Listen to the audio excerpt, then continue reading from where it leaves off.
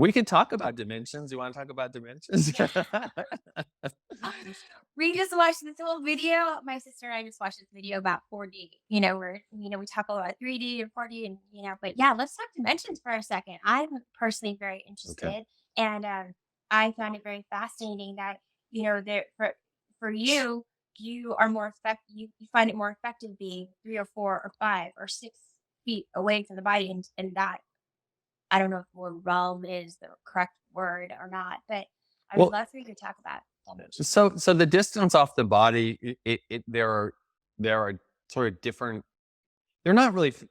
They're not actually layers in the traditional sense, like the layers of an onion, where one layer is specifically in this location, then the next layer starts. It's like these are all in a kind of a probability. It's kind of like the electrons that orbit around the nucleus of an atom. You can't say directly where that electron is. They go in these different orbits, and they're actually not even things really. They're kind of a cloud of possibility or probability. So our energy field is like that too. It's like Right. it's kind of, if we look at from a quantum perspective, it's like it's more of Mhm. a fuzzy haze of possible um, um, energy states, and it's around us, right?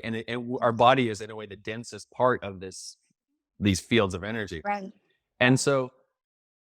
so there's energy in different aspects or different intensities of energy, and we know from just from chemistry and from physics that when you change the orbit of an electron, it jumps to a different state or it drops into a different kind of trajectory or orbit. They're called Right. shells in physics. Um, we know that energy is released or energy is gained. So things like chemical reactions and things, they change by what's happening at the subatomic and the atomic level. Well, the Mhm. same thing is happening in the body. Why would the body be any different? I mean, we're made up of Right. atoms, right? It's the same Right. stuff. Right. So when we access or activate energy, that's and my experience is that as we go out from the physical body, you get into more subtle layers of the energy body. Right. You can access different consciousness and different amounts or types in a way of energy. We don't really have measurement for this. We can measure it electromagnetically, so we can Right. measure that a few feet off the body using a sensitive magnometer. You can measure there's like, there's an electromagnetic field, Mhm. Mhm. but you don't have necessarily instrumentation that can measure the subtle things that are happening that are not just electromagnetic. Electromagnetism is like one sort of aspect, but it's not what this sort of consciousness energy stuff is. Right. Right. So so you can work with energy in all these different ways, and Mhm. then we're also working with um, with consciousness. Um, Mhm. Mhm. and so what I've found is that when you raise consciousness or elevate awareness and you elevate energy at the same time, you have more energy that you can tap into and access. It's freed up, it's available, and you have higher awareness. Then everything Yeah. goes jumps. It Yeah. elevates to a very high level, and reality, physical reality, including your body and the reality out there, completely shifts. Yeah. Yeah. No, I So no, go on. so I'm just loving all what right. you're saying. I'm Okay. like, yeah. Let's talk a little. I mean, let's talk about dimensions. Okay. So they're just on a very pragmatic physics and kind of basic level. Dimensions work in an interesting way. So one dimension is essentially like a point or a line. It's like there's just one kind of like there's one dimension that is a point, and then two dimensions is a flat surface or a Mhm. line or a point, right? Two dimensions is a flat surface. So if I'm looking at something, you're seeing a three-dimensional representation of us right now on a two-dimensional device, right? So I have this like photograph, all right? So this would be a two-dimensional surface. It's flat. It can't if you're glued on this surface, you can't raise yourself up to look, so to be perpendicular to it, because that would be three dimensions.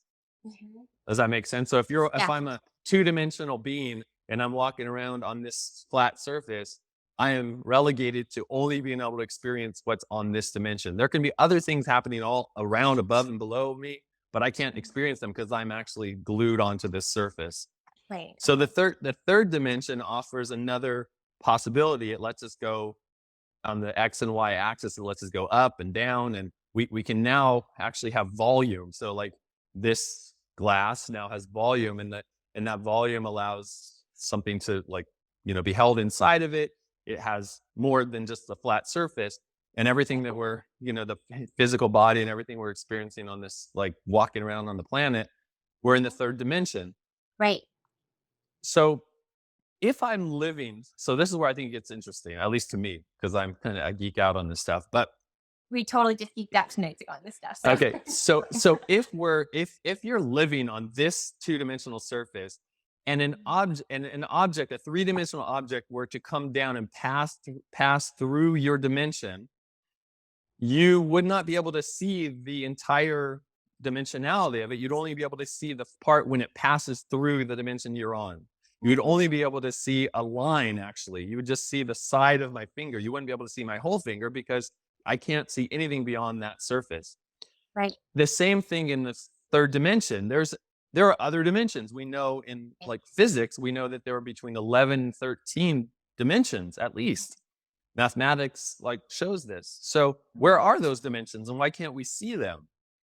Because we're glued into the third dimension in our, five senses. So when the fourth dimension comes along, that is time, basically. Yeah. So Yeah. time is actually not linear, but we experience it as linear because we're in the third dimension. We can't see like how time is going in all different directions. There are particles going back in time, Yeah. forward in time.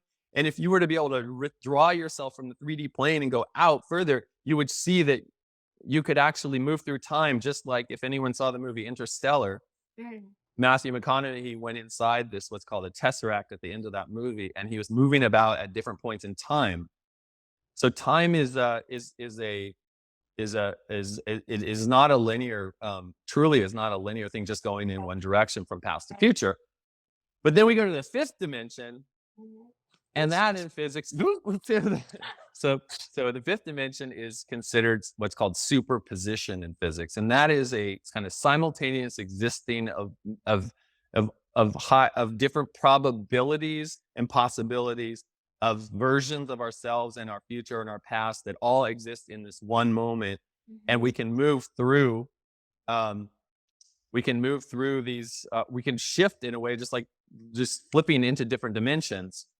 Right. Someone's mentioning Joe Dispenza's book, Becoming Supernatural. There's some great information in there. He has a great way of describing and teaching about quantum and quantum approaches that's a lot of people really get. So I definitely recommend his stuff.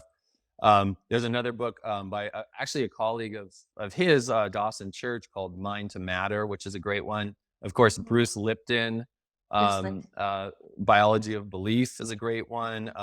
An oldie but a goodie on quantum physics is something called The Dancing Woolly Masters, which was back in the day a very, very popular best-selling book. And actually on my Instagram, you can see there's a post a little while back, a static post that has like 5 books that I think were really cool. Oh, so awesome. I definitely that those books, some of those are in there.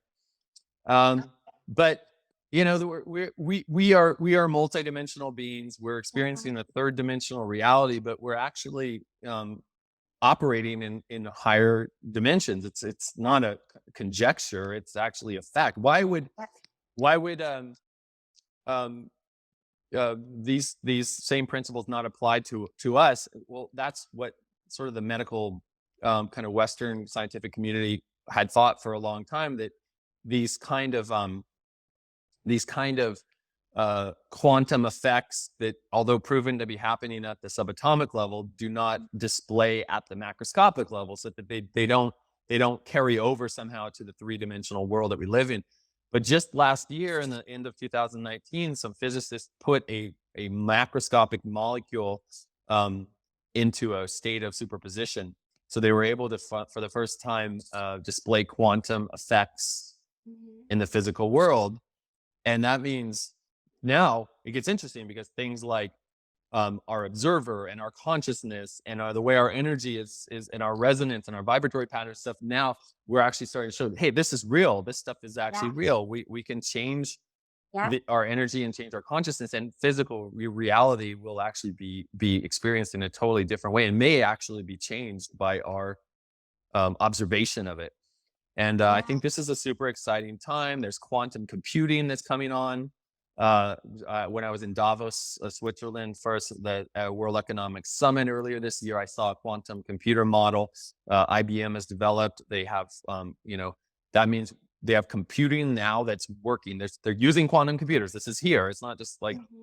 like hypothesized, where you can communicate.